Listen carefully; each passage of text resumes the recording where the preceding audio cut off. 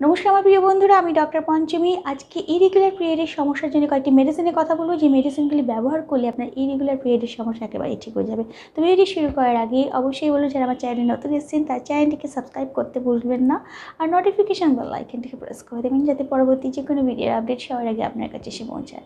বন্ধুরা, irregular period কিন্তু এমন একটি সমস্যা, যদি এটি সঠিক সময়ে ট্রিটমেন্ট না করা হয় তাহলে কিন্তু এটি অনেক বড় সমস্যা হতে পারে।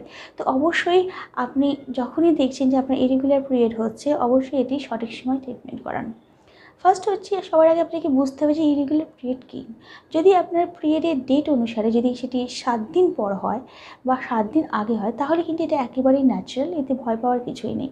কিন্তু যখনই আপনার ডেট অনুসারে যদি এটি 15 দিন পরে হচ্ছে বা 15 দিন আগে হচ্ছে বা 12 দিন 13 দিন পরে হচ্ছে, বা 13 দিন আগে হচ্ছে, তাহলে কিন্তু এটা ইরেগুলার পিরিয়ড হিসেবে ধরা হবে। আবার যদি আপনার প্রচণ্ড ফ্লো হয় বা ফ্লো যদি প্রচণ্ড কম হয়, সেক্ষেত্রেও কিন্তু এটি ইরেগুলার পিরিয়ড হিসেবেই ধরা হয়। এবং অনেকের ক্ষেত্রে দেখা যায় যে 4 দিন কি 5 দিন পিরিয়ড আগে থাকতো, সেটা আস্তে আস্তে 8 দিন 10 দিনে পৌঁছে যাচ্ছে, বা দেখা যাচ্ছে যে 2 দিন বা 1 দিন হয়ে যাচ্ছে। সেই ক্ষেত্রেও কিন্তু এটি ইরেগুলার পিরিয়ড হিসেবে ধরা হয়। এই পিরিয়ড বিশেষ করে সেই সমস্ত মহিলাদের মধ্যে ইরেগুলার পিরিয়ড দেখা যায়, যেটা যাদের মেনোপজের সময় এসে গেছে, অর্থাৎ যাদের পিরিয়ড আস্তে আস্তে বন্ধ হয়ে যাবে, তাদের ক্ষেত্রে একটু বেশি লক্ষ্য করা যায়। এবং যে সমস্ত মেয়েদের স্টার্টিং হয়েছে, তাদের ক্ষেত্রেও এই সমস্যা বেশি লক্ষ্য করা যায়। এটির মেন কারণ হচ্ছে যে দেখা যায় যে হঠাৎ করে যে সমস্ত মহিলারা প্রচণ্ড ওয়েট হয়ে গেছে, ওয়েট গেইন হয়ে গেছে, বা প্রচণ্ড ওবেসিটি চলে এসেছে, তাদের ক্ষেত্রে ইরেগুলার পিরিয়ডের সমস্যা দেখা যায়। যারা বার্থ কন্ট্রোল পিল খেয়ে থাকেন, তাদের ক্ষেত্রেও ইরেগুলার পিরিয়ড সমস্যা দেখা যায়, বা যাদের থাইরয়েডের সমস্যা আছে, তাদের ক্ষেত্রেও ইরেগুলার পিরিয়ডের সমস্যা দেখা যায়।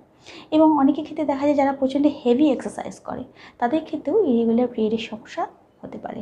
তো আজকে যেই মেডিসিনের কথাগুলি বলবো, সেই মেডিসিন যদি আপনি টাইম টু টাইম নিতে পারেন, তাহলে আপনার এই সমস্যা একেবারেই ঠিক হয়ে যাবে। ফার্স্ট হচ্ছে অ্যাব্রোমা আগস্টা, এটি মাদার টিনচার রূপে নিতে হবে। আরেকটি হচ্ছে আসুকা মাদার টিনচার।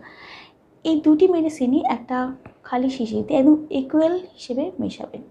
মানে যদি এটি 30 ml হয়, তাহলে ওটাও 30 ml-ই মেশাবেন।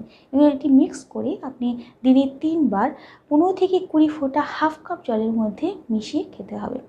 এবং তার সঙ্গে বাই কম্বিনেশন 15 মেডিসিনটি 4টে করে ট্যাবলেট দিনে 3 বার নিতে হবে। এই মেডিসিনগুলি আপনি স্টার্ট করুন, দেখবেন আপনার ইরেগুলার পিরিয়ড আস্তে আস্তে একেবারেই ঠিক হয়ে গেছে, আর আপনি একদম সুস্থ হয়ে গেছেন। অবশ্যই এই মেডিসিনটি ইউজ করে দেবেন, খুব ভালো ফল পাবেন। তো আজকের মতন এইটুকুই বন্ধুরা, কাল আবার একটি নতুন ভিডিও নিয়ে আসবো। ততক্ষণ খুব ভালো থাকবেন, সুস্থ থাকবেন। আর যদি ভিডিওটি ভালো লাগে, তাহলে এটা লাইক, কমেন্ট আর শেয়ার করতে ভুলবেন না। নমস্কার।